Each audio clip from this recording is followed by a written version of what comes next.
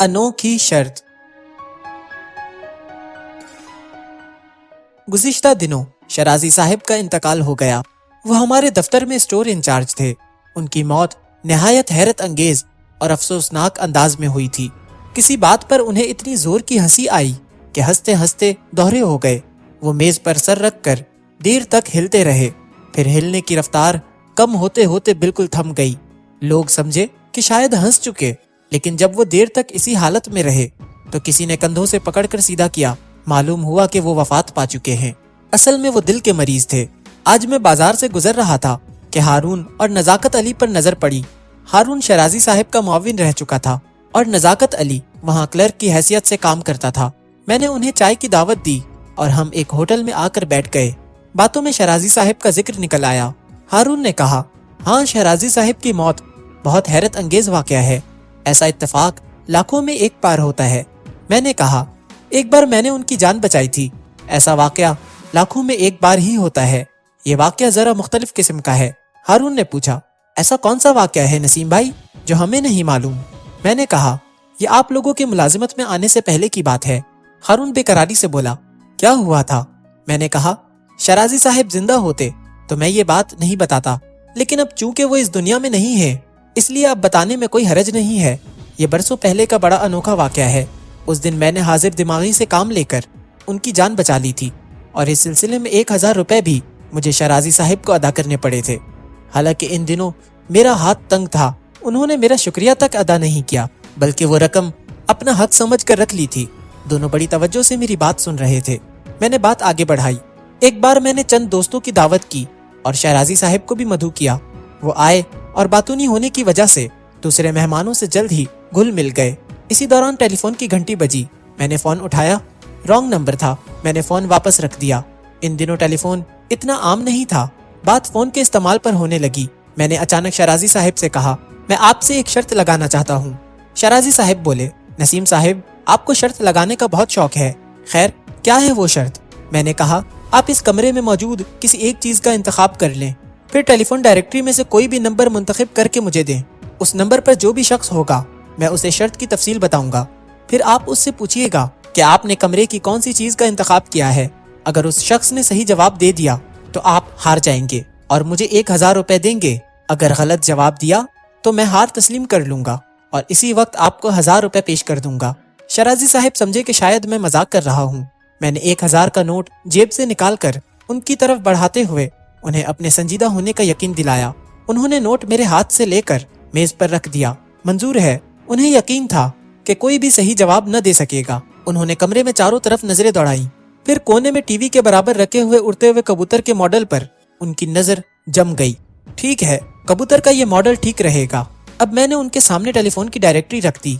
अब इसमें से कोई एक नंबर चुन लें।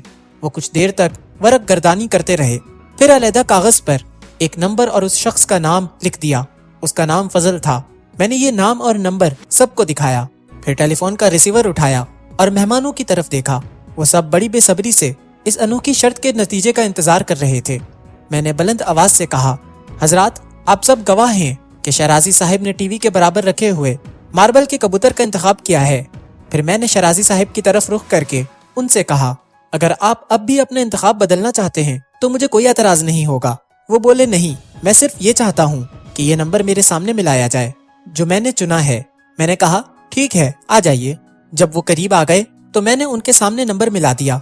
दूसरी तरफ राब्ता होने पर मैंने कहा, जनाब, क्या फजल साहिब बात कर रहे हैं? हाँ में जवाब पाकर मैंने मजीद कहा, माफ कीजिएगा, आपको जहमत दे रहा हूँ।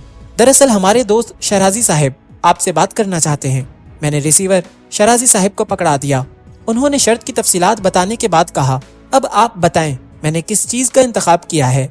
रिसीवर शराजी साहिब के कान से लगा हुआ था, इसलिए मैं दूसरी तरफ की आवाज नहीं सुन सका, लेकिन जवाब सुनकर शराजी साहिब की जो कैफियत हुई, इससे अंदाजा हो गया कि उन्होंने सही जवाब सुन लिया है। उनका चेहरा सफेद हो गया और रिसीवर उनके हाथ से छूटकर नीचे गिर पड़ा। वो लहराते हुए एक हाथ सीने पर रखकर करीब रखी कुर्सी पर गिर पड़े। वो खिलाफ तवक्को जवाब सुनकर हवास खो बैठे थे। हमने उनके हाथ पैर सहलाए, मुंह पर पानी के छींटे मारे और चमचे से उनके मुंह में पानी डाला। कुछ देर बाद वो होश में आ गए और रफ्ता रफ्ता बिल्कुल ठीक ठाक होकर सोफे पर नीम दराज हो गए। वो कुछ देर खामोशी से सोचते रहे, फिर हंसते हुए मुझसे बोले, بھائی جواب نہیں تمہاری شرط کا۔ میں نے ان کی طرف دیکھا تو ان پر ترس آنے لگا۔ مجھے 1000 روپے کا کوئی لالچ نہیں ہے، میرے لیے یہی کافی ہے کہ آپ شرط ہار گئے ہیں۔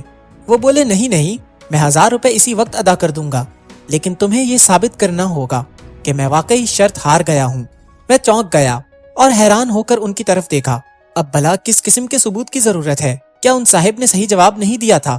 شرازی صاحب نے کہا، نہیں، ان کا جواب صحیح تھا، لیکن میں نے تمہاری شرط کا تجزیہ کیا ہے۔ میں سب کے سامنے اپنے دلائل پیش کروں گا۔ اگر میری بات غلط ثابت ہوئی تو میں اپنی ہار مان کر 1000 روپے ادا کر دوں گا۔ پھر انہوں نے حاضرین کی طرف دیکھ کر تفصیل سے کہنا شروع کیا۔ آپ لوگوں نے غور کیا ہوگا کہ شرط لگنے سے پہلے فون کی گھنٹی بجی تھی۔ نسیم صاحب نے رانگ نمبر کہہ کر فون رکھ دیا تھا۔ اب ان کا رخ میری طرف تھا۔ وہ فون تمہارے کسی دوست کا تھا جو طے شدہ منصوبے کے تحت کیا گیا تھا۔ تم نے تو فون رکھ دیا، لیکن تمہارے دوست نے ریسیور کان سے لگائے رکھا۔ اب یہ تو سب جانتے ہیں کہ جب تک فون کرنے والا خود لائن نہ کاٹے، رابطہ برقرار رہتا ہے، چاہے دوسری طرف ریسیور رکھ ہی کیوں نہ دیا جائے۔ بہرحال رابطہ منقطع نہیں ہوا تھا۔ اب تم نے شرط والا ڈرامہ رچایا۔ میں نے شرط کے مطابق کبوتر کا ماڈل پسند کیا اور ڈائریکٹری سے ایک نمبر بھی چن لیا جو کسی فضل صاحب کا تھا۔ تم نے منصوبے کے مطابق عمل کرتے ہوئے ریسیور اٹھایا اور نمبر ملانے سے پہلے مہمانوں کو مخاطب کر کے بلند آواز میں کہا تھا کہ حضرات، آپ سب گواہ ہیں کہ شرازی صاحب نے ٹی وی کے برابر رکھے ہوئے ماربل کے کبوتر کا انتخاب کیا ہے۔ یہی اس ڈرامے کا بنیادی نقطہ ہے۔ شرازی صاحب سانس لینے کے لیے رکے اور ایک گلاس پانی پی کر بولے، دوسری طرف تمہارا دوست یہ سب باتیں سن رہا تھا جو تم بلند آواز میں کہہ رہے تھے۔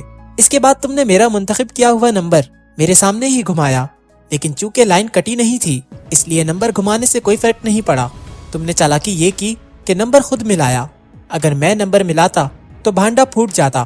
تم نے نمبر ملانے کے بعد کچھ دیر انتظار بھی کیا جیسے دوسری طرف گھنٹی بج رہی ہو۔ پھر تم نے میرے دیے ہوئے نمبر کے مالک کا نام دہراتے ہوئے پوچھا کہ کیا آپ فضل صاحب بول رہے ہیں۔ مقصد یہ تھا کہ تمہارے دوست کو وہ نام بھی معلوم ہو جائے۔ اس کے بعد تم نے ریسیور مجھے دے دیا۔ شرازی صاحب خاموش ہوئے تو میں نے ہلکی سی تالی بجائی۔ زبردست، بہت خوبصورت تجزیہ کیا آپ نے۔ حاضرین کو بھی دلائل وزنی معلوم ہوئے۔ میں نے کہا، لیکن جب تک آپ ان باتوں کو ثابت نہیں کریں گے یہ محض آپ کے ذاتی خیالات ہی کہلائیں گے اور یہ تسلیم کیا جائے گا کہ آپ شرط ہار چکے ہیں۔ شرازی صاحب نے کہا، اسے ثابت کرنا بہت آسان ہے۔ اس بار فضل صاحب کا نمبر میں خود ملاؤں گا۔ میں فضل صاحب سے یہی سوال کروں گا۔ ظاہر ہے یہ فضل صاحب تمہارے دوست نہیں ہوں گے۔ میرا انتخاب اب بھی وہی ہوگا جو پہلے تھا۔ اس بار اگر جواب صحیح دیا گیا تو میں واقعی شرط ہار جاؤں گا اور تسلیم کر لوں گا کہ میرے دلائل غلط تھے۔ اس طرح تم شرط جیت جاؤ گے اور میں اسی وقت تمہیں ساری رقم ادا کر دوں گا۔ شرازی صاحب، آپ شرط جیت گئے، میں اپنی ہار مانتا ہوں، لیجئے یہ آپ کے ہوئے۔ یہ کہہ کر میں نے 1000 روپے میز پر سے اٹھا کر ان کی طرف بڑھا دیے۔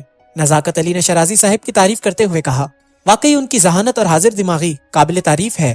اگر ان کی جگہ کوئی اور ہوتا تو یہ معاملہ کبھی حل نہ کر پاتا، مگر اس سے تو یہ ثابت ہوتا ہے کہ آپ شرازی صاحب کو بیوقوف بنانے میں ناکام ہو گئے اور 1000 روپے ہار گئے۔ میں نے ویٹر کو آواز دے کر دوسری دفعہ چائے کا آرڈر دیا۔ میں نزاکت کی بات کا جواب دینے والا تھا کہ ہارون نے بھی مجھ سے وضاحت چاہی۔ اس نے کہا، شروع میں آپ نے کسی ایسے واقعے کا ذکر کیا تھا جس میں آپ نے 1000 روپے دے کر ان کی جان بچائی تھی، اور یہ بھی کہا تھا کہ ایسا واقعہ اتفاق سے ہی کبھی ہوتا ہے، لیکن آپ نے ابھی جو کہا ہے اس میں تو ایسا کوئی ذکر نہیں آیا۔ میں نے کہا، یہ سوال اپنی جگہ درست ہے، لیکن میں نے جو کہا ہے وہ بھی بالکل ٹھیک ہے۔ دراصل میں نے شرازی صاحب کی جان ان کی لا علمی میں بچائی تھی۔ اگر میں اپنی ہار تسلیم نہ کرتا اور ان کو اسی نمبر پر فون کرنے دیتا تو میرے 1000 روپے یقیناً بچ جاتے، لیکن ان کا ہارٹ فیل ہو جاتا، کیونکہ اس سے پہلے میں ان کے دل کی حالت کا اندازہ لگا چکا تھا۔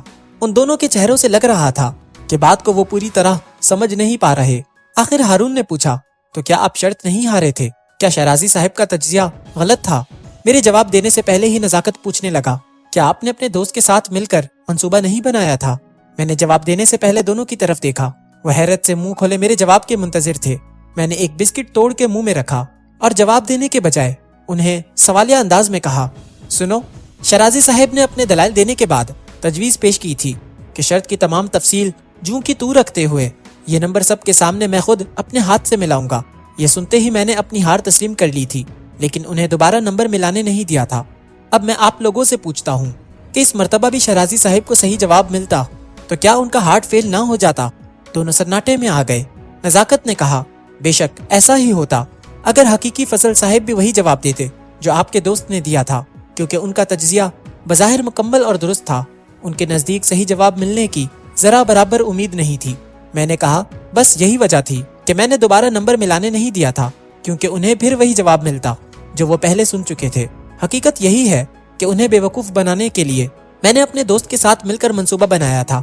اگر میں شرازی صاحب کی بات مان کر انہیں نمبر ملانے دیتا، ہارون نے ہلکے سے میز پر ہاتھ مار کر کہا، لیکن یہ کیسے ممکن ہے کہ اصل فضل صاحب بھی وہی جواب دیتے جو آپ کے دوست نے دیا تھا؟ میں نے کہا یہ بات میں پہلے ہی بتا چکا ہوں کہ ایسا اتفاق شاذ و نادر ہی ہوتا ہے، شاید لاکھوں میں ایک بار۔ شرازی صاحب نے ٹیلی فون ڈائریکٹری سے جس نمبر کا انتخاب کیا تھا وہ میرے دوست فضل ہی کا تھا، لہٰذا انہیں وہی جواب ملتا جو صحیح تھا۔